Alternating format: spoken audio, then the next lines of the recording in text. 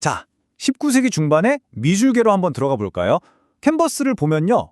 온통 신화에 나오는 영웅들, 아니면 위험 있는 왕들, 그런 그림들로 가득 차 있었어요. 그런데 바로 그때 이 모든 걸 뒤집어 엎고 붓 하나로 세상을 바꾼 남자가 나타납니다. 그때의 미술계의 양대 산맥이라고 하면 신고전주의랑 낭만주의, 이 두 가지였어요. 그러니까 이상적인 아름다움, 막 극적인 감정, 상상 속의 어떤 장면들, 이런 게 최고다. 이게 진짜 예술이다. 했던 거죠. 우리가 발 딛고 사는 이 현실 세계랑은 꽤 거리가 멀었다고 봐야죠. 근데 한번 생각해 보세요. 예술이라는 게 꼭 그렇게 환상 속에만 있어야 하는 걸까요? 지금 당장 창문 밖에 보이는 저 풍경, 우리가 매일 만나는 사람들, 이런 현실 자체는 예술이 될 수 없는 걸까요?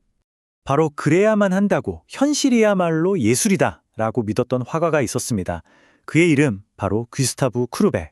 이제 이 사람이 캠퍼스로 세상을 어떻게 뒤흔들었는지 그 혁명의 시작을 함께 보시죠. 자, 그럼 쿠르베가 이건 아니야 하고 맞서 싸웠던 그 세상은 대체 어떤 모습이었을까요? 먼저 그가 등장하기 전에 이 환상으로 가득했던 예술의 세계부터 한번 들여다보죠.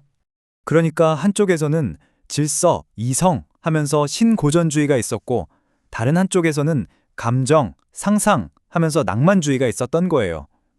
주제는 보나마나 신화, 역사 속 영웅들. 추구하는 건 좀 달랐을지 몰라도 결정적으로 공통점이 하나 있었어요. 바로 우리 주변의 평범한 현실은 쳐다도 안 봤다는 거죠. 그런데 말이죠. 화가들이 캔버스 안에서 신들의 이야기를 그리는 동안 캔버스 밖의 세상은 정말 정신없이 바뀌고 있었어요.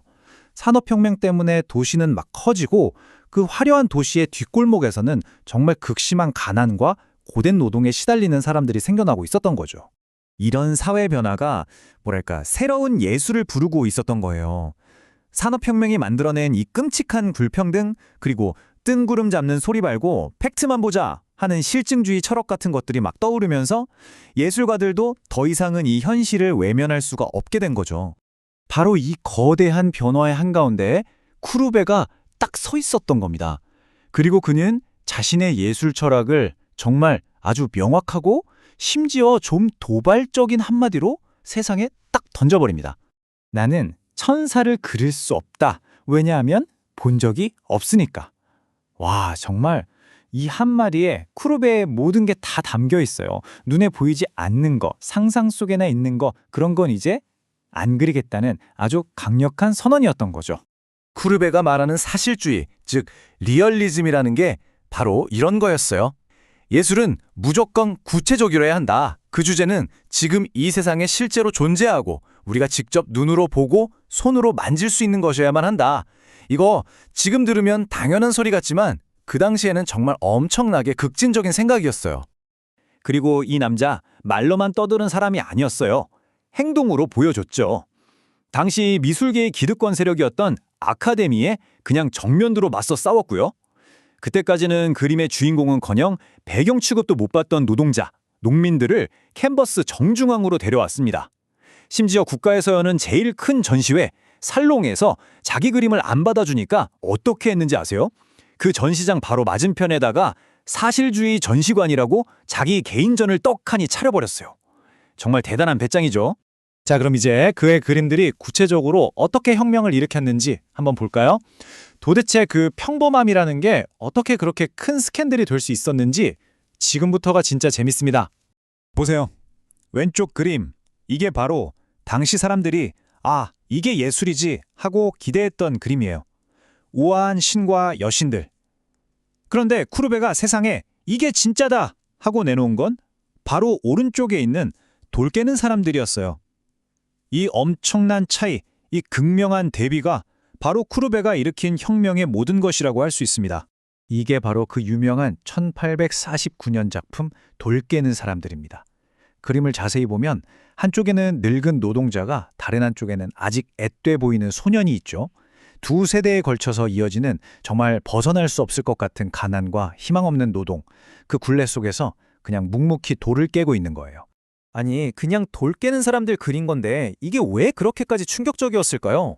몇 가지 이유가 있어요. 첫째는 그림 크기. 쿠르베는 이 이름도 없는 노동자들을요, 원래 왕이나 신을 그릴 때나 쓰는 어마어마하게 큰 캔버스에 그렸어요. 둘째, 현실을 단 1도 미화하지 않았다는 거예요. 찢어진 옷, 고된 노동으로 지친 표정, 이걸 그냥 날 것 그대로 보여준 거죠. 결국 이 그림은 우리 사회에는 이런 불평등과 가난이 있다고 외치는 아주 강력한 정치적인 선언이 되어버린 겁니다. 그러니까 핵심은 바로 이거예요.